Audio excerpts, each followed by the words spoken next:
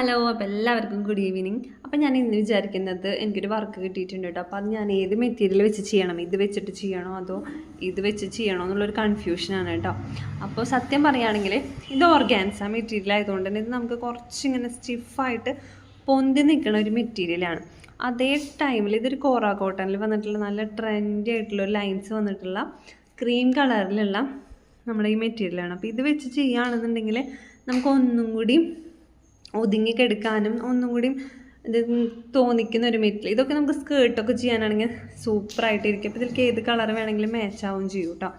അപ്പോൾ നമുക്കിതിന് കോമ്പിനേഷനായിട്ട് വന്നിരിക്കുന്നത് ഞാൻ എടുത്തിട്ടുള്ള ഒരു മെറ്റീരിയൽ എന്ന് വെച്ചാൽ ഇതാണ് കേട്ടോ. അപ്പോൾ ഇത് വെച്ച് ചെയ്യുമ്പോൾ നല്ല സൂപ്പറായിരിക്കും.